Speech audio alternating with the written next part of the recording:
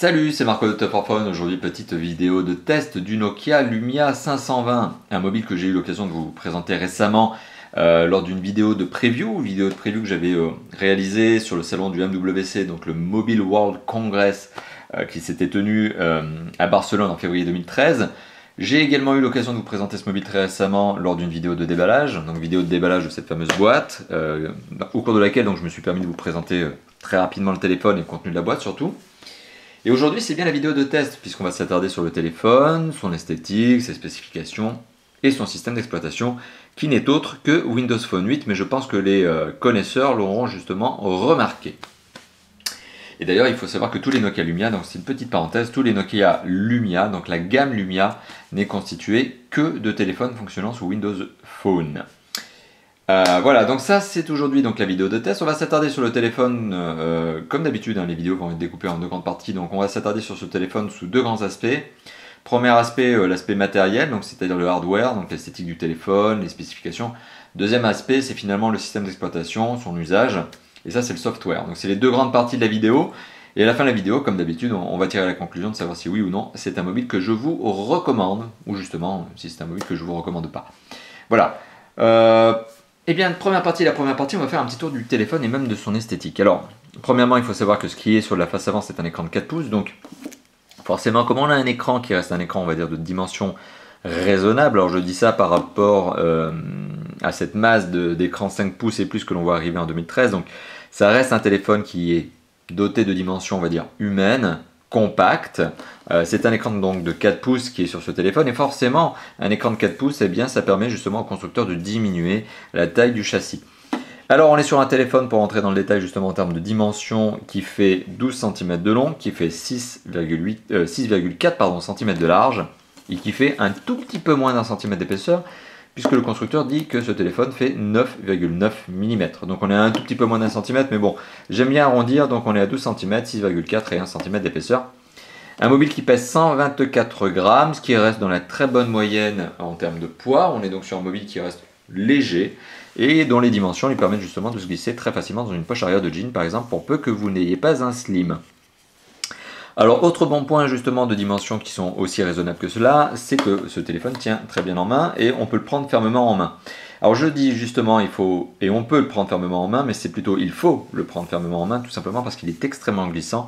Le dos du mobile est en plastique, très lisse, il n'y a absolument aucune texture, c'est un peu le style Nokia justement, ce qui fait que ce téléphone a tendance à glisser. Alors à glisser spontanément dans la main, vous le voyez, donc il faut vraiment le tenir en main pour éviter que ça glisse, donc je vais le faire tomber. Mais vous le voyez, j'arrive à le faire glisser sur une table. Et ça, c'est sans forcer. Donc effectivement, oui, c'est un téléphone qui a un dos extrêmement glissant, donc je vous conseille de le tenir fermement en main, ce qui est possible, donc comme je viens d'évoquer, tout simplement parce que les dimensions sont compactes, raisonnables, on va dire que le téléphone est donc compact. Alors si on fait un petit tour du propriétaire, si on regarde un petit peu le téléphone sous tous ses angles, sur la face avant, on a un écran de 4 pouces, un écran tactile, capacitif, sur lequel je vais revenir d'ici quelques instants, puisque c'est un point fort de ce mobile, c'est vraiment l'un de ses atouts majeurs. Au-dessus de l'écran, on retrouve, alors là je vais jongler un petit peu avec les reflets, on retrouve ici notamment la sortie son principale, donc c'est l'écouteur, ce qui vous permet bien évidemment d'entendre votre interlocuteur lorsque vous êtes en conversation. En dessous ici, on remarque très discrètement, une très discrète entrée micro primaire. Sous l'écran, on remarque les 3 touches sensitives classiques sur les Windows Phone et encore plus classiques chez Nokia, une touche back, une touche home, donc une touche accueil et une touche recherche qui permet d'accéder au moteur de recherche qui n'est autre que Bing. Je le rappelle, Windows Phone, c'est bien évidemment un système d'exploitation créé par Microsoft. Bing, c'est le moteur de recherche qui concurrence Google et qui est détenu par Microsoft. Voilà, donc ça c'est sur la face avant. On aura remarqué bien évidemment le marquage Nokia, mais ce n'est pas ce qui est le plus notable justement sur ce téléphone. Alors côté gauche, absolument aucune fonctionnalité, le mobile n'a absolument aucun bouton. Sur le dessus, on retrouve ici un jack 3.5. Sur le côté droit, on retrouve une série de 3 boutons. Un bouton raccourci appareil photo, un bouton on-off, un bouton de contrôle de volume plus-moins. Et sur le bas du mobile, on retrouve l'entrée micro, pas du tout, l'entrée si micro, mais c'est la connectique micro USB qui permet donc la charge et la synchronisation. À l'arrière du mobile, on retrouve ici un petit haut-parleur qui pourtant a un bon son, donc le son est de qualité, c'est à beau être un petit haut-parleur, le son reste quand même de qualité. Le marquage Nokia dans la masse, enfin il est un peu gravé, on le voit. Et ici, le capteur photo principal, d'ailleurs c'est le seul, il n'y a pas de caméra frontale, de 5 mégapixels. Alors, petit détail, ce téléphone est disponible en 5 couleurs, donc il est disponible ici dans sa version rouge, il existe aussi dans sa version jaune, version bleue, version noire et version blanche. Donc il y a 5 coloris différents sur ce téléphone. Ici on a la version rouge. Voilà, donc c'est effectivement une des couleurs les plus flashy, avec le bleu cyan par exemple, qui est un bleu typique Nokia, qui n'existe d'ailleurs que chez Nokia. Alors pour l'instant, on n'a pas encore de rose fuchsia. On verra si ce rose débarque d'ici quelques temps, sachant que c'est la deuxième couleur phare chez Nokia. C'est la deuxième distinction couleur, puisqu'il n'y a que Nokia qui fait ce fameux rose fuchsia. Donc ça c'était pour l'esthétique. Alors justement, je vous évoquais tout à l'heure un cache batterie. Alors on va enlever le cache batterie pour vous permettre de regarder un petit peu ce qui est à l'intérieur du mobile. Alors j'enlève le cache batterie. Et à l'intérieur du mobile, donc je retrouve une batterie qui fait donc 1400, alors je reprends juste ma petite fiche pour être sûr de ne pas vous dire de bêtises et pour éviter de consommer mon fail habituel dès le début de la vidéo. On est sur une batterie donc qui fait 1430 mAh et qui est une batterie d'ailleurs, on le voit ici, hein, d'ailleurs j'aurais pu m'abstenir d'aller chercher sur ma fiche, et qui est une batterie donc BL 5J, c'est une batterie propriétaire Nokia. Autre chose, on remarque ici l'emplacement de la carte SIM format micro. Alors pour le coup, vous le savez, c'est une carte Pritel que j'utilise puisque Pritel est le sponsor justement de nos vidéos et qui me permet notamment de tester les services téléphoniques de Pritel sur les mobiles et les mobiles donc avec les services téléphoniques de Pritel. Donc voilà, c'est une carte SIM au format micro et on retrouve ici l'emplacement de la carte micro SD pour plus de mémoire. Et vous voyez, le petit haut-parleur se trouve ici. Voilà, donc on referme très facilement le téléphone, on remet très facilement le cache batterie. Il n'y a pas de jeu dans les éléments. Encore une fois de plus, Nokia respecte ses standards. On n'est absolument pas sur un mobile qui fait cheap. On est certes sur un mobile qui est un entrée de gamme. Je vais simplement préciser son prix, 190 €. C'est son prix commercialisé en avril 2013. On arrive même à le retrouver plus précisément au prix de 180 €. C'est le prix officiel Nokia, c'est le prix conseillé par Nokia. Donc on est sur un mobile qui effectivement n'est pas cher, mais qui fait pas de cheap. Si ce n'est, effectivement, on fera cette petite excuse, le dos qui est un peu trop lisse à mon goût, qui est dans du plastique vraiment très lisse, très glissant. Mais pour le reste, on est sur un téléphone qui fait pas de cheap, c'est bien assemblé, c'est rigide. Bon, on a quand même un petit enfoncement sur l'écran puisqu'on n'a pas un Corning Gorilla. La vitre n'est pas suffisamment rigide à mon goût, mais malgré tout, voilà, on est sur quelque chose qui fait pas de cheap. Le résultat est convaincant. Notamment sur le plan esthétique, c'est du 100% Nokia, donc on n'est pas déstabilisé, c'est du beau, c'est du propre, c'est du quali, et c'est du très bien assemblé, il n'y a pas de jeu dans les éléments, on peut à la rigueur trouver cette petite souplesse, cette petite mollesse sur la dalle, mais il faut quand même enfoncer assez fort pour réussir à impacter l'écran qui se trouve derrière. Alors ça c'était les différents points de l'esthétique. Alors maintenant justement pour arriver un petit peu bien sûr cet écran dont je viens de vous parler, donc l'écran est un 4 pouces IPS. Alors c'est un 4 pouces IPS qui permet justement au téléphone d'avoir des dimensions compactes. C'est un écran qui a une bonne luminosité, un bon contraste, une bonne gestion des couleurs. Alors le temps pour moi de nettoyer l'écran parce que j'ai mis mes belles traces de doigts dessus lorsque j'ai fait le test de l'enfoncement de l'écran. Voilà, donc on est sur un écran qui a une bonne qualité d'image. Alors justement, je parle de qualité d'image, mais je vais vous le montrer un petit peu cette qualité d'image. Je vais lancer une petite vidéo YouTube et on va voir ce qu'il en est. Alors, bon, chose qui me permet aussi de vous montrer qu'il y a bien un accéléromètre dans ce téléphone. Voilà. Alors si je fais une petite recherche, donc je vais tout simplement saisir la recherche que j'ai faite il y a quelques instants, GoPro Hero 3, et qui va donc me permettre de vous montrer la vidéo promotionnelle de cette fameuse caméra sportive. Et vous allez effectivement constater que l'écran est de bonne qualité. Alors je vais essayer de jongler avec les reflets. Et le son est procuré donc par le haut-parleur.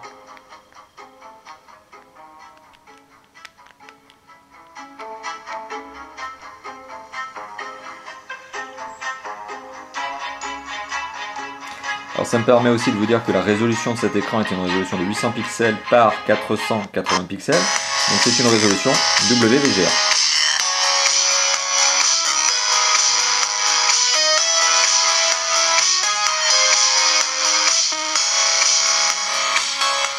Voilà.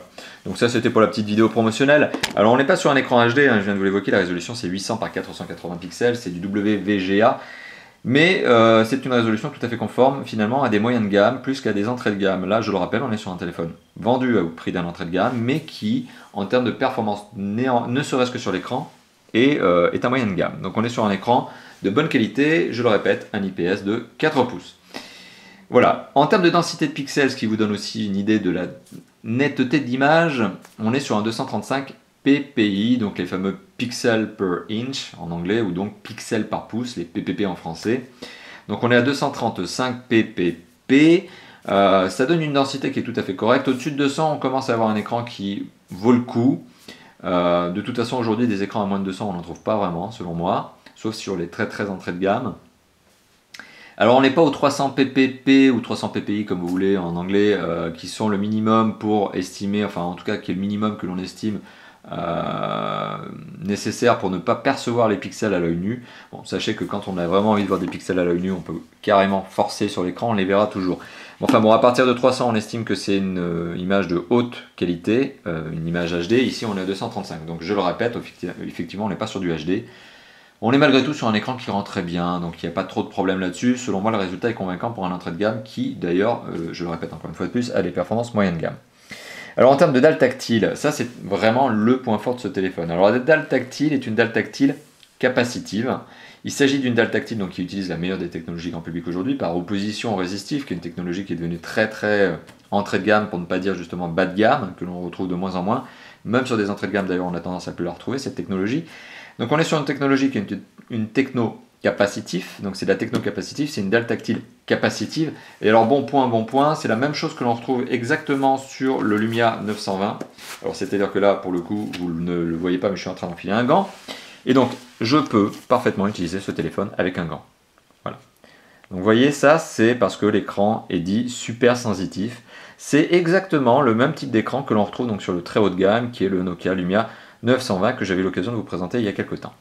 Donc on est sur un écran qui est de bonne qualité, on est sur une dalle tactile qui est juste très bonne, qui est même plus que bonne, qui est parfaite, si ce n'est qu'effectivement elle n'exploite pas une vitre Corning Gorilla ou Gorilla Glass ou ce que vous voulez qui soit traité anti-rayures, anti-casse. C'est une très bonne vitre, mais voilà. Et donc effectivement on est sur un écran qui est un super sensitif, c'est un très bon point. Pour le son, alors en général quand on parle de lecture d'image, de vidéo, donc forcément on parle de l'écran, mais on parlait également du son. Le son est disponible, bien évidemment, vous vous en doutez, par 3 moyens sur ce téléphone. L'écouteur, que vous allez utiliser lorsque vous êtes en conversation. Le haut-parleur, que vous allez utiliser lorsque vous êtes en main libre notamment, ou lorsque vous avez envie de vous balader ou de jouer à des jeux vidéo. Donc ça, c'est la deuxième chose. Et puis le jack 3.5, qui est donc le troisième élément qui sert à diffuser du son avec un téléphone. Alors l'écouteur a une bonne qualité de son. En termes de conversation, vous n'allez pas avoir de problème, vous allez parfaitement comprendre votre interlocuteur, c'est un son qui est tout à fait correct. Le son du haut-parleur, je vous l'ai montré tout à l'heure, notamment lorsque j'ai fait tourner cette fameuse vidéo YouTube qui était celle de la GoPro Hero 3. Eh bien on a un son sur le haut-parleur qui est de qualité, qui a même cette capacité à aller plutôt haut dans le volume. Bon, on a toujours une notion des basses qui est un peu moyenne, une notion des aigus pareil, mais bon, quoi qu'il en soit, le son procuré par le haut-parleur est de qualité. Donc il s'agit effectivement d'un bon composant qui a été choisi par Nokia. Sur ce 520, il y a un bon haut-parleur. Et le jack 3.5 reste lui aussi de très bonne qualité, rien à dire là-dessus. Il n'y a pas de déformation de son particulière, au contraire, je trouve que la lecture des MP3, parce que justement le logiciel qui est derrière tourne bien, mais parce que le jack aussi est un bon jack, voilà, ne fait pas de problème. Donc effectivement, j'ai eu l'occasion de le tester, ce fameux jack 3.5, et ça donne un son tout à fait de bonne qualité. Donc en termes d'écran, en termes de dalle tactile, en termes de son, on est sur des éléments qui sont de bonne qualité. Alors en termes de performance, alors quand on benchmark un Windows Phone, c'est assez difficile en fait, tout simplement parce que premièrement, il n'y en a pas des tonnes des Windows Phone aujourd'hui encore. Chaque constructeur a son petit catalogue. Nokia est celui d'ailleurs qui est le catalogue le plus large en termes de Windows Phone, vous le savez, puisqu'il a un partenariat, ce fameux constructeur, avec Microsoft. Donc toute la gamme Lumia est une gamme équipée de Windows Phone 8 ou à minima aujourd'hui de 7.8 pardon. Alors, tout ça pour revenir justement sur les performances de ce mobile, très difficile de benchmarker un mobile Windows Phone par rapport à un autre, tout simplement parce qu'il n'y en a pas des masses, et deuxio, parce qu'ils se valent à peu près tous, tertio, parce qu'on ne peut pas benchmarker un Windows Phone par rapport à un Android, parce que c'est pas très fair-play. Pourquoi ? Parce que les Windows Phone sont en général plus puissants à ressources équivalentes. Parce que le système d'exploitation des Windows Phone est moins gourmand, parce qu'il est plus light et moins lourd, donc il a moins de surcouches, il n'a pas de surcouche en fait. Donc effectivement, en général, quand on compare un Windows Phone à un Android, eh bien, à performance égale, ou en tout cas à éléments de capacité égale, à processeur égal, etc., on arrive à enterrer un Android. Voilà, bon, enfin quoi qu'il en soit, justement, lorsque je teste désormais, donc vous le savez, les smartphones, j'utilise une application qui s'appelle Antutu. Alors ça tombe bien, sur Windows Phone, il y en a une. Il y a une application qui s'appelle Antutu, donc qui est exactement la même que sur Android, et qui permet d'avoir un scoring. Et alors pour le coup, on a un scoring de 7016 points. Donc en gros, on dépasse les 7000 points, sachant que le début du moyen de gamme aujourd'hui est à 6000 points, on est clairement sur un téléphone qui est un bon moyen de gamme doté de Windows Phone. Alors ça me permet aussi de faire une parenthèse supplémentaire. Aujourd'hui, un haut de gamme sous Windows Phone, ça fait combien de points? Eh bien, on trouve des hauts de gamme Windows Phone 8 par exemple, tel le Samsung ActiveS, tel les Nokia Lumia 920 par exemple, etc., qui sont aux alentours de 12 000 points. Donc on n'a pas un énorme fossé finalement entre le haut de gamme sur Windows Phone 8 et le moyen de gamme, comme on pourrait avoir ce fameux fossé sur des très hauts de gamme, des ultra hauts de gamme sur Android et des moyens de gamme Android. L'écart sur Android est beaucoup plus important entre les hauts de gamme et les moyens de gamme. L'écart sur Windows Phone 8 est beaucoup plus raisonnable sur les Windows Phone, donc il est beaucoup plus raisonnable entre les moyens et les hauts de gamme. Donc tout ça pour vous dire finalement qu'on a un téléphone qui en termes de performance est tout à fait dans le coup. Il a beau ne pas être cher, il a carrément des composants qui lui permettent de tourner efficacement, d'autant plus que son système d'exploitation, comme je vous l'évoquais, n'est pas gourmand. Donc en termes de composants, qu'est-ce que l'on a finalement dans ce mobile? Eh bien on a un processeur qui est un Qualcomm Snapdragon S4. Bon, alors comme je vous l'ai évoqué, effectivement, tous les Windows Phone 8, tous les Windows Phone plus largement, tournent désormais avec des Snapdragon S4. Voilà, que ce soit des pros, pas des pros, etc. Enfin, on ne va pas rentrer dans le détail, mais voilà, il faut savoir qu'il y a une absolue domination de Qualcomm dans les mobiles Nokia, Lumia et plus largement dans tous les Windows Phone. Alors c'est un processeur qui est un double cœur 1 GHz et qui est épaulé par 512 MO de mémoire vive. Alors 512 MO de mémoire vive, si vous les mettiez sur un Android, ça pourrait sembler faible. Sur un Windows Phone, encore une fois de plus, ça tourne parfaitement bien. Autre détail, lorsque l'on est sur ce téléphone, alors on parle de mémoire vive certes, mais on parle aussi de mémoire de stockage. Alors la mémoire de stockage, je vous ai montré tout à l'heure l'emplacement de la carte micro SD. Ça n'est pas pour rien, parce que effectivement ce téléphone a une mémoire de stockage qui n'est pas faible, hein, elle est loin d'être ridicule cette mémoire de stockage, mais vous pourriez avoir le sentiment qu'elle est limitée. Alors elle est limitée parce que justement c'est le cas. La mémoire de stockage de ce téléphone, alors on va le voir ici en natif. Alors il y a 8 Go soi-disant revendiqués justement sur ce téléphone en natif, et en fait il faut savoir qu'il y en a 7,23 Go qui sont réellement exploitables. Alors le reste c'est de la conversion, et c'est surtout le système d'exploitation qui vient grignoter une partie. Alors en gros on a un peu plus de 7 Go, puisque là j'ai téléchargé quelques applications, on a un peu plus de 7 Go donc de disponibles sur le téléphone. Bon, mais on n'est pas à 8 Go. La carte micro SD permettra d'ajouter jusqu'à 64 Go, c'est-à-dire que Nokia s'engage sur le fait que ce téléphone est compatible avec toutes les micro SD, allant jusqu'à 64 gigaoctets de mémoire. Donc c'est assez conséquent. Alors les prix des 64 Go de mémoire, je ne les ai pas de tête justement. Par contre, une carte aujourd'hui de 32 Go, eh bien, ça vaut une trentaine d'euros, donc ça n'est pas un coût excessif justement, et c'est quelque chose qui va vous permettre d'ajouter eh bien, une bonne pelletée d'images, une bonne pelletée de vidéos, une bonne pelletée de MP3 avant de saturer justement la mémoire du téléphone. Donc n'hésitez pas effectivement, selon moi, la micro SD, c'est toujours un bon investissement quel que soit le téléphone. Donc ça c'était pour vous parler des performances, donc voilà, pour faire un tout petit point sur ce dernier, effectivement oui, le Nokia Lumia 520 est un téléphone qui fonctionne très bien et qui a de très bonnes performances, encore plus quand on le ramène à son prix, pardon, qui est celui d'un entrée de gamme avec des performances moyennes de gamme. Pardon, décidément, c'est pas très clair. En termes de connectivité, ce téléphone est doté, eh bien, il n'est pas doté de la 4G. Donc je vais commencer par ce dont il n'est pas doté. Il n'est ni 4G ni NFC. Par contre, il est tout. À côté, il a tout. Donc pour être vraiment plus clair, je vais y arriver. Il s'agit d'un quadriband, c'est un quadriband 3G+, très bon point, vous pourrez l'amener avec vous partout dans le monde pour émettre vos appels, recevoir vos appels et vos SMS, donc c'est un bon point. Il est Wi-Fi, il a même un partage de connexion, donc vous pouvez parfaitement vous en servir comme modem. Il est Bluetooth 3.0 si mes souvenirs sont bons, il est GPS, plus précisément il a même cette fonction AGPS qui permet d'améliorer la localisation. Il est micro USB, je vous l'ai montré sur le dessous du mobile, il est micro SD sous le cache batterie, et sa carte SIM est au format micro. C'est une question que je me permets justement d'éluder tout de suite, c'est en tout cas quelque chose dont je vous donne la réponse tout de suite, puisqu'on me pose souvent la question du format. Et bien je vous confirme effectivement que oui, il s'agit bien d'une carte SIM au format micro. Alors tout ça pour vous dire aussi autre chose en termes de connectivité, je vais parler de la qualité d'accroche. Oui, on est sur un téléphone qui a une bonne qualité d'accroche, en termes d'accroche réseau, réseau cellulaire tout simplement, ou d'accroche réseau, voilà, voire antenne téléphonique, opérateur. Donc on est sur une bonne accroche réseau, quelque chose de satisfaisant. Pour le Wi-Fi, exactement la même chose. Pendant toute la durée de mon test, je n'ai jamais constaté une déconnexion Wi-Fi intempestive, en tout cas il n'y en a jamais eu, ce qui prouve que le Wi-Fi sur ce téléphone est stable.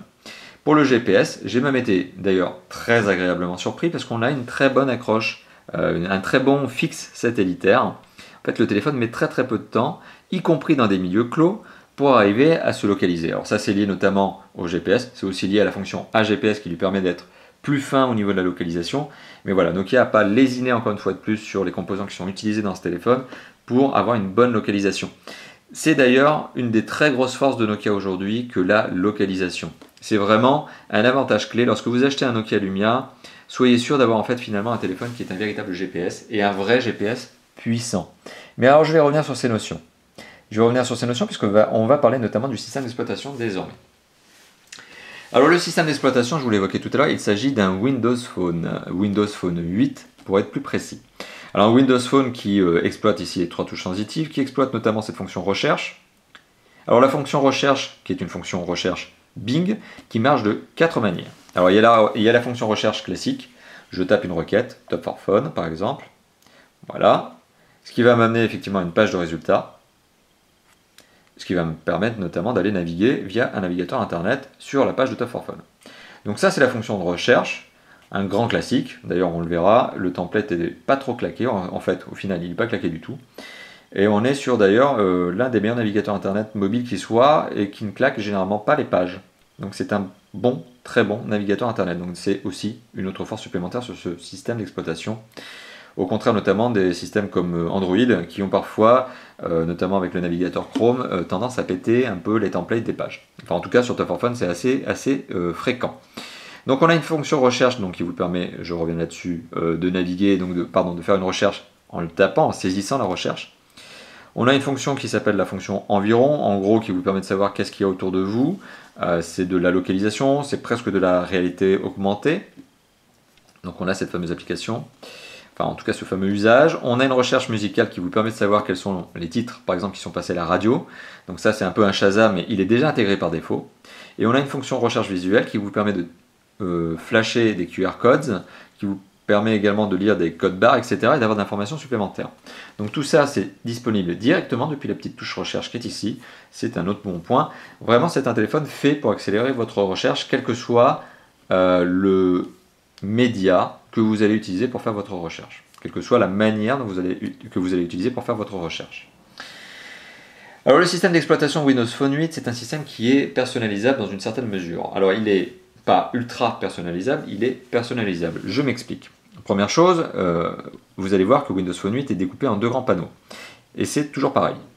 D'ailleurs, tous les Windows Phone 8 aujourd'hui, et tous les Windows 7 d'ailleurs, sont découpés de la même manière. On a un panneau central, un panneau premier, un premier panneau d'accueil, pardon, qui vous permet justement de mettre vos petites icônes.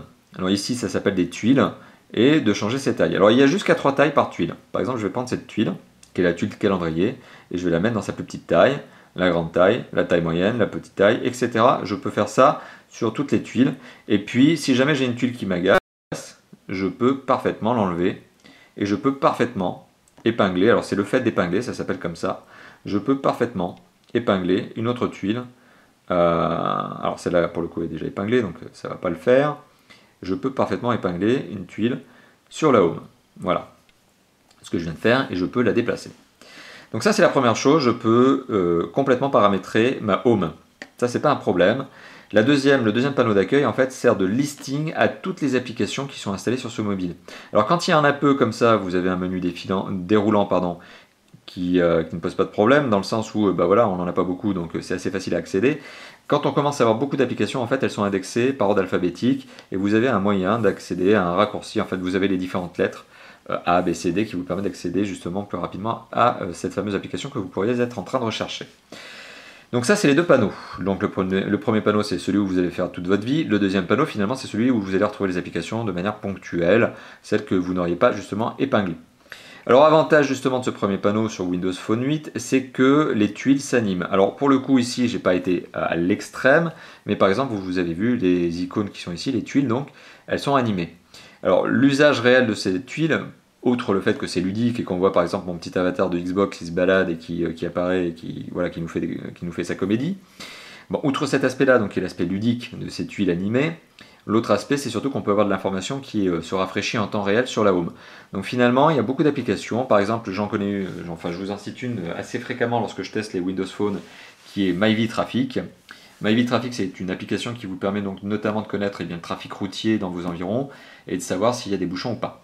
Eh bien, vous pouvez avoir une information en temps réel dès la home par cette petite application qui serait MyVidTraffic et qui vous permet de connaître la carte et donc le flot de voitures, de circulation dans vos environs et donc d'éviter de tomber dans les embouteillages. Voilà. Donc c'est l'une des applications qu'on pourrait avoir justement de ces tuiles qui s'appellent en anglais des live tiles, tiles pour tuiles et live forcément pour le live, qui vous permettent donc d'avoir de l'information instantanément sans avoir à entrer dans l'application.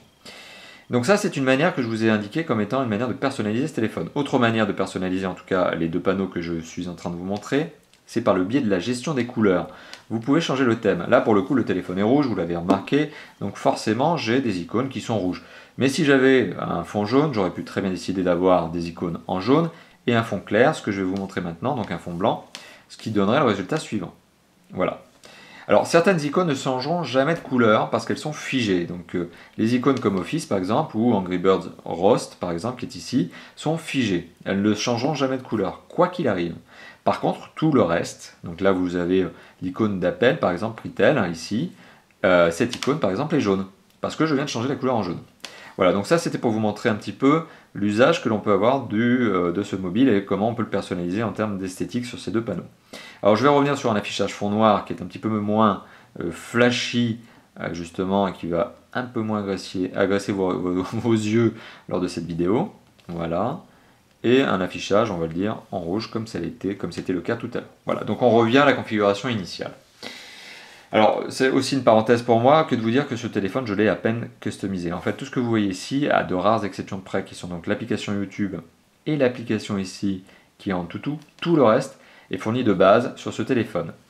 Alors, qu'est-ce qui est fourni de base justement qui est très très utile sur ce téléphone? Eh bien, je vous l'ai évoqué tout à l'heure, on a un téléphone qui est donc un Nokia, et Nokia est très très fort sur les applications de localisation de navigation. Alors l'une des forces de Nokia notamment c'est anciennement Nokia Drive qui s'appelle désormais AirDrive parce que tout simplement cette application est aussi proposée dans une certaine limite, dans une certaine mesure à d'autres constructeurs. Mais AirDrive par exemple est le meilleur logiciel de navigation que j'ai jamais eu l'occasion d'utiliser. Je m'explique. Il s'agit du logiciel de navigation le plus complet en termes de carto. Alors Nokia Drive, qui aujourd'hui s'appelle Nokia Drive, hein, mais qui s'appelait Nokia Drive, mais maintenant qui s'appelle AirDrive, est un logiciel de navigation qui est déjà très très très bien fait. Dans le sens où vous avez une très bonne lecture de la carte, un mode accéléromètre aussi qui vous permet de passer du 2D, du portrait au paysage, un mode 2D, 3D, etc. Pas mal d'options. Une très bonne lisibilité de la carte donc qui est affichée. Les infos justement de navigation sont très clairement expliquées. Il y a une très bonne synthèse vocale. Donc le logiciel en lui-même est très très bien fait. Mais en plus d'un logiciel qui est très bien fait, vous le savez, et je l'ai évoqué à l'instant, ce qui compte c'est aussi les cartes. Donc si on a des bonnes cartes, en plus d'un bon logiciel, généralement on s'en sort bien et on finit par avoir un bon GPS. Et bien c'est le cas. Il faut savoir que AirDrive est le logiciel fourni gratuitement, notamment avec tous les Nokia Lumia, qui permet d'avoir la plus grande largesse, la plus grande quantité de cartes, puisque je crois que plus de 100 pays sont couverts au monde, donc il y a plus de 100 destinations, 100 pays couverts, et quand je dis des destinations, c'est vraiment des centaines de pays, c'est une centaine de pays, avec les cartes précises de ces pays. Donc bien évidemment, il y a toute l'Europe, il y a les États-Unis, il y a l'Amérique du Sud, une partie de l'Afrique. Voilà, donc les blocs continentaux sont assez bien représentés et l'installation des cartes ne prend que quelques minutes. La carte de la France dans son intégralité pèse 600 MO et vous avez effectivement un vrai GPS international. Ne serait-ce que pour ce point, le fameux Nokia Lumia 520 est un très bon téléphone puisque vous avez un logiciel qui est fourni gratuitement, donc un GPS qui est gratuit, qui est international. Sachant qu'aujourd'hui un GPS nomade, donc un GPS qui n'a que cette fonction-là, en version Europe, ça coûte dans les 90 €, une centaine d'euros. Donc vous voyez, pour 180 €, on a un téléphone qui en plus fait GPS sur une centaine de destinations, sur une centaine de pays. Donc c'est vraiment une des forces. Une autre force de Nokia justement, c'est la musique. Alors Nokia est très fort sur la localisation, Nokia est très fort sur la musique aussi. Alors tout simplement parce qu'il y a aussi une application qui s'appelle Nokia Music, qui est très très bien faite et qui permet par exemple lorsque vous mettez vos premiers MP3 par exemple et lorsque vous les écoutez, d'avoir de l'information supplémentaire qui vient se positionner sur vos titres. Je m'explique. Par exemple, j'ai un album ici, Living Things de Linkin Park. Donc lorsque j'écoute un album de Linkin Park, eh bien je vais avoir, vous le voyez, un petit fond d'écran qui va se mettre, qui n'est absolument pas géré par mes soins, mais qui est géré, alors là je coupe la musique pour mieux parler, mais qui est géré automatiquement par le téléphone. On a aussi de l'information supplémentaire, par exemple une biographie de Linkin Park, des galeries photos, le Twitter de Linkin Park qui permet donc d'avoir les dernières infos du groupe. Voilà, donc c'est effectivement, en termes d'application musicale, c'est plus qu'un lecteur MP3 basique, parce que vraiment on a dépassé le simple lecteur qui fait de la lecture de musique et qui vous balance le son tout simplement. Non, on est sur quelque chose qui vous permet de rester dans l'univers musical, d'en savoir plus finalement sur les artistes que vous appréciez, que vous écoutez. Donc on est vraiment sur quelque chose de sympa. C'est vraiment l'aboutissement du lecteur MP3, on est sur quelque chose de très très bien foutu. Vraiment, on ne peut pas dire les choses autrement. Donc très grosse force sur le GPS, très grosse force sur la musique. Ça, c'est effectivement Nokia, et ça, c'est Nokia avec Windows Phone. C'est le couple justement qui permet justement d'avoir quelque chose de très bien. Autre chose sur laquelle Nokia est très fort, c'est la photo. Alors pour le coup, ici, on a un capteur photo qui est un vulgaire, je le dis à bon escient, 5 mégapixels, certes avec un bon autofocus, c'est pas le problème, pas de flash LED. Donc c'est vraiment le minimum de la photographie, sachant que la fonction caméra par contre est une fonction caméra HD, c'est une 720p. Donc au final on n'est pas trop mal loti sur la caméra, c'est juste l'appareil photo qui est un 5 mégapixels basique on va dire, sans flash. Mais Nokia est très fort sur les applications, non pas seulement sur le matériel, mais aussi sur les applications, et donc on a notamment la fonction, alors pas photo parce que ça c'est la galerie, mais la fonction photo intelligente. Fonction intelligente, par exemple, photo intelligente, pardon, c'est une application qui vous permettrait, si vous preniez en photo un groupe de personnes, de recomposer la photo. Alors là, je vais être très simpliste et minimaliste dans l'explication, mais par exemple, vous prenez une photo de 5 personnes, ou 4 personnes plutôt, il y en a toujours un ou deux qui fait la tronche sur la photo. Sur une photo de groupe, vous en avez toujours un qui fait la tronche au moment où vous faites la photo, un qui ferme les yeux, etc. Cette application photo intelligente permet en fait de recomposer la photo en prenant les expressions, donc les visages, eh bien les plus sympathiques. Donc c'est à vous de choisir aussi les visages que vous voulez prendre. En fait, le téléphone va prendre une série de clichés très rapides et ça va vous permettre de modifier les visages en ayant un résultat qui est très bien fait. Donc c'est une sorte de manipulation Photoshop. Vous voyez, hein, c'est une sorte de Photoshop instantané, presque un Photoshop du pauvre, mais c'est surtout un Photoshop pas difficile à utiliser. C'est vraiment, voilà, on slide avec le doigt sur la photo qui semble la plus convaincante et on obtient un résultat en moins de 2 secondes. Donc voilà, Nokia est aussi très fort sur l'usage de la photo. Alors j'ai été très élogieux, hein, vous le voyez sur le système d'exploitation qui est Windows Phone 8, tout simplement parce que c'est un système que j'apprécie beaucoup. Je l'ai moi-même utilisé en perso, c'est-à-dire que j'ai eu un Nokia Lumia 920 par exemple pendant une époque et j'ai vraiment apprécié ce système d'exploitation à un détail près. Alors, le détail près, je vais vous le montrer. Lorsque l'on veut télécharger du contenu sur un Windows Phone, on se rend sur le Store. Le Store, c'est ni plus ni moins que le Play Store par exemple que l'on a sur Android ou le App Store que l'on a sur iOS. Alors, on a un store donc, qui en termes d'applications est pas trop mal foutu. On a la quantité d'applications qu'il faut, on a les plus grosses applications, voilà, on a du Allociné, on a du Facebook, on a toutes donc, les applications Nokia qui sont Your Maps, AirDrive, etc. On a du 20 minutes, du page jaune, etc. Bon, pour ne citer que ces applications-là, en termes d'applications, on a vraiment tout ce qu'il faut. Le problème de ce téléphone, comme tous les Windows Phone, c'est les jeux. On a un catalogue de jeux qui est le plus pauvre qui soit. C'est-à-dire qu'aujourd'hui, il y a 3 systèmes d'exploitation, vous le savez, qui ressortent du lot. Il y a iOS d'iPhone, donc d'Apple, pardon, sur les iPhones notamment. Il y a le Android 4.1, etc. Donc il y a les deux, mais surtout aujourd'hui, c'est le 4.1, 4.0, 4.2. Enfin, de toute façon, voilà, on a un Android avec son Play Store qui commence déjà à être, on va dire, qui est bien fourni.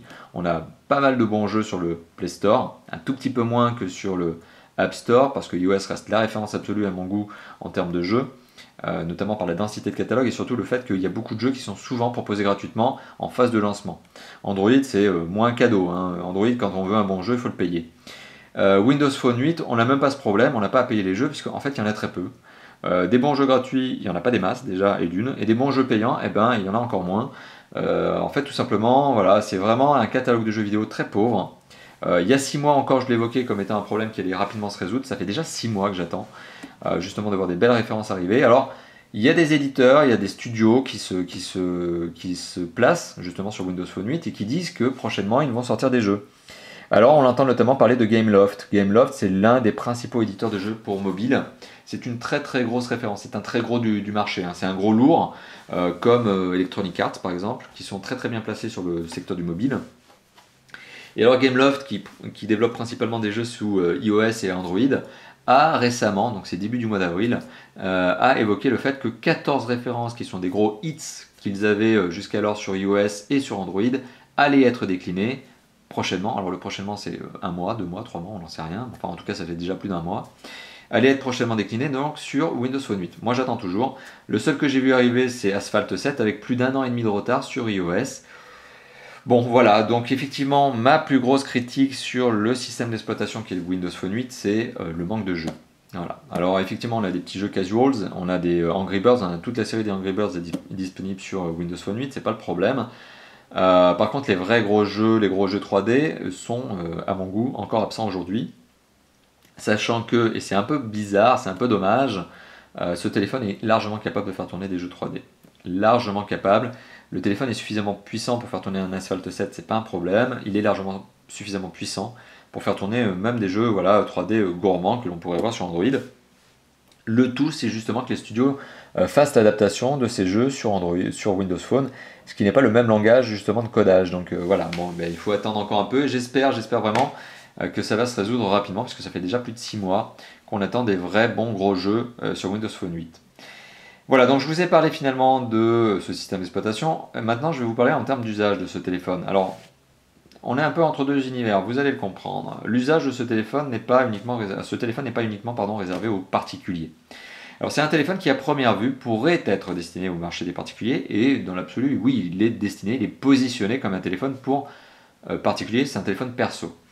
Tout simplement parce que c'est un téléphone qui vaut pas trop cher, c'est un téléphone qui est bien fait, mais c'est un téléphone qui voilà est pas doté d'un écran extrêmement démesuré. C'est pas un écran 4,5 pouces que l'on a sur le Lumia par exemple 920, ou c'est pas encore un écran 4,8 pouces tel que l'on a sur le Samsung Active S pardon. Donc voilà, on est sur un écran qui est destiné en théorie au marché particulier. Le problème, et c'est ce que je vous évoquais il y a quelques instants, le problème c'est qu'il manque de jeux. Donc ça n'est pas une vraie console de jeu, c'est un téléphone certes ludique, on en a encore quelques-uns des jeux, mais voilà, ça manque un peu. Donc finalement, ce téléphone qui normalement devrait être destiné à un marché de particulier, un marché destiné à un besoin personnel, ce téléphone finalement peut aussi, et c'est notamment en raison de son GPS, en raison de sa gestion des emails, en raison de son très bon navigateur internet, ce téléphone peut et va probablement d'ailleurs se destiner aussi à un marché de professionnels. Donc finalement, on est sur un téléphone qui normalement à l'origine aurait dû aller vers un marché de perso, de particulier, et qui va nécessairement être utilisé également par des professionnels désireux d'avoir des téléphones simples à utiliser, performants et surtout qui ne coûtent pas trop cher, puisque finalement, je vous le rappelle, on est à moins de 180 € sur ce mobile. Voilà, donc on est un peu entre deux univers, mais c'est finalement une bonne chose, puisque c'est un téléphone qui peut être utilisé bien, dans le cadre de ces deux vies, perso, pro. C'est un téléphone qui navigue entre les deux univers. Voilà. Alors autre point sur lequel j'aimerais arriver, avant la conclusion de cette vidéo, c'est notamment sa batterie, son autonomie. Alors je vous l'ai montré tout à l'heure, on a une batterie qui est une batterie spécifique Nokia, qui est une 5, alors si mes souvenirs sont bons, c'est une 5L BJ je crois, enfin bon, quoi qu'il en soit, c'est une batterie spécifique Nokia. C'est une batterie qui fait 1430 mAh. Pour être tout à fait franc avec vous, ce téléphone est un téléphone qui est pas trop puissant, qui est un bon moyen de gamme, qui n'est pas voilà, une débauche de puissance par rapport au ultra haut de gamme que l'on peut voir chez d'autres constructeurs et qui tournent sous Android et qui donc ont des autonomies qui sont de moins d'une journée. Donc on est sur un téléphone qui en termes de performance est un très bon téléphone mais qui reste encore raisonnable, voilà, pour l'opposer justement à ces fameux ultra haut de gamme qui ont des autonomies inférieures à un jour. On est sur un téléphone qui ne pousse pas l'excès d'utilisation, si ce n'est sur ses emails, si ce n'est sur le GPS. Ce qui veut dire que, somme toute, si c'est un téléphone que vous allez utiliser pour un usage qui est l'usage classique du téléphone fait pour téléphoner, fait pour envoyer des emails, fait pour regarder ses SMS, envoyer des SMS, vous allez avoir un téléphone qui va tenir facilement 2 bonnes journées en autonomie. C'est un téléphone qui ne va pas vous pousser à l'excès en termes d'utilisation parce qu'il manque de jeu, je reviens là-dessus. Et à la rigueur, l'excès ludique que vous pourriez en avoir, justement, sera celui du lecteur MP3 vidéo.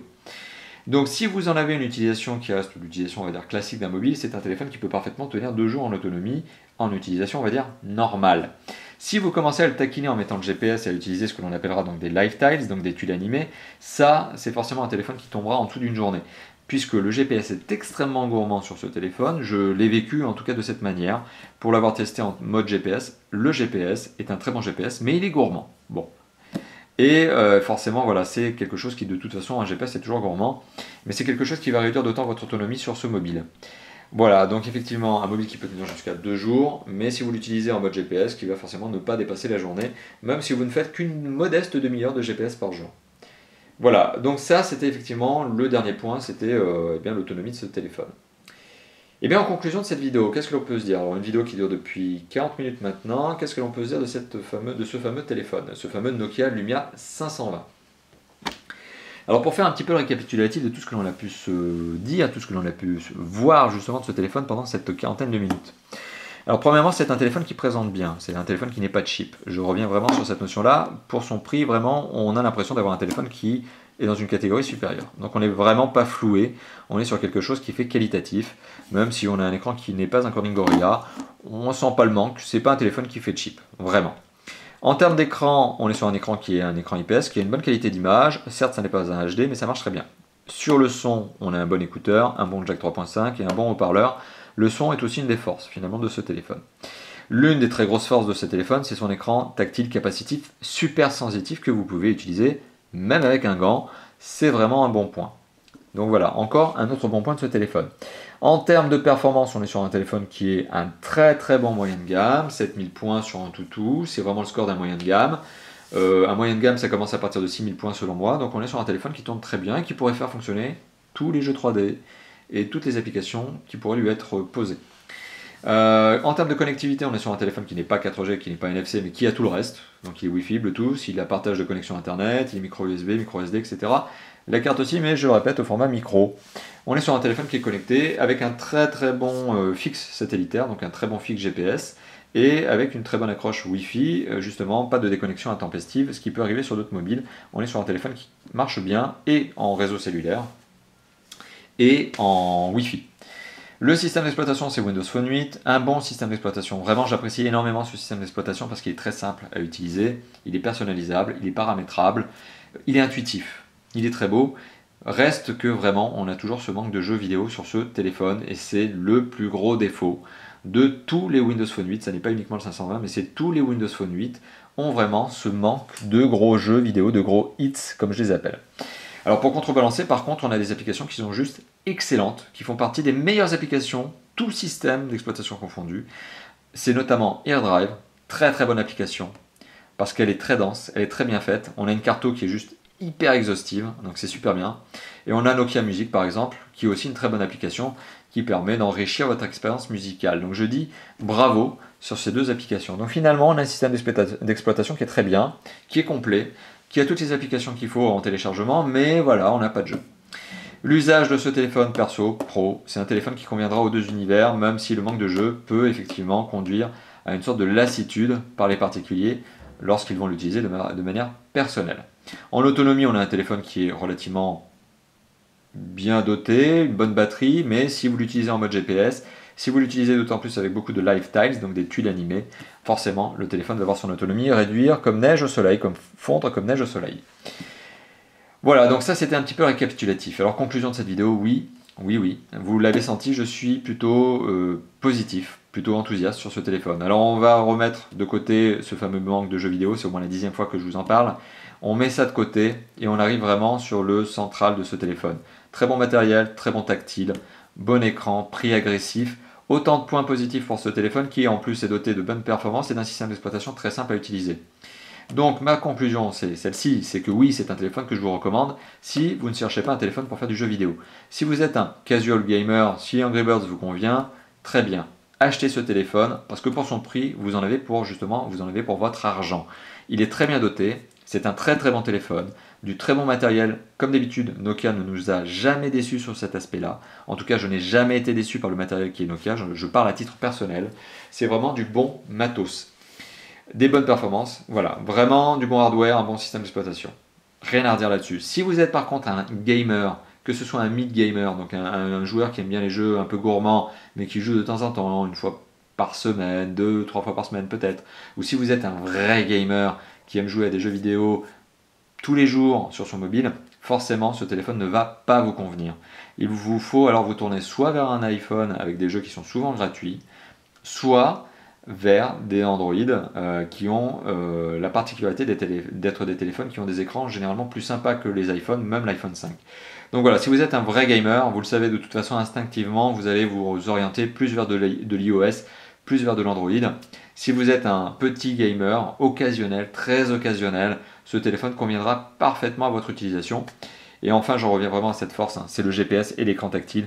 C'est vraiment les deux grosses forces de ce téléphone qui lui permettent justement de se distinguer de la masse de smartphones que l'on voit justement arriver en 2013. On est vraiment dans un marché qui est hyper saturé, les constructeurs se battent tous avec de plus en plus de références mobiles, donc on a tendance, nous consommateurs, à s'y perdre.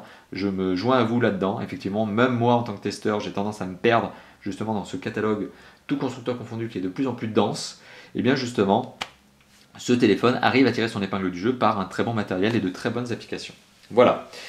Donc merci d'avoir visionné cette vidéo qui dure maintenant depuis plus de 45 minutes. J'ai été le plus exhaustif possible, je fais cette petite parenthèse, puisque vous m'avez demandé, vous chers lecteurs, vous chers visionneurs, d'être justement le plus exhaustif possible.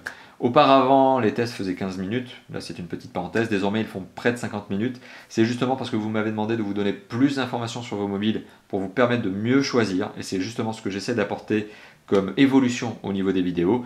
N'hésitez pas à me dire si c'est ce qui vous convient, si c'est ce que vous voulez, n'hésitez pas justement à me faire vos commentaires. Alors n'hésitez pas à faire vos commentaires justement sur YouTube, la chaîne où va être publiée cette vidéo, comme d'habitude sur la chaîne Top for Phone, donc Top for Phone tout attaché sur YouTube. C'est probablement l'endroit où d'ailleurs vous êtes en train de consulter cette vidéo, ou alors vous êtes en train de la consulter sur notre blog, top-for-phone.fr, une URL que vous voyez déjà en haut à gauche de cette vidéo depuis le début. N'hésitez pas à commenter donc soit sur YouTube, soit sur Top for Phone, n'hésitez pas à me faire vos commentaires, qu'ils soient positifs, simplement en me disant que oui, je ne suis pas en train de me planter, que je vous fais les tests que vous attendez, ou alors en me disant, eh bien écoute Marco, améliore un petit peu tes tests, il y a ça et ça qui pourraient être optimisés. Donc n'hésitez pas, je suis à votre écoute. Enfin, n'hésitez pas également à nous rejoindre sur notre forum, notre tout nouveau forum qui a une section, alors tout nouveau il a déjà 2 mois, mais qui a une section qui s'appelle quel téléphone choisir. Tout simplement aujourd'hui, quand vous avez cette question qui est j'hésite entre tel téléphone et tel téléphone, aide-moi à choisir le téléphone justement qu'il me faut.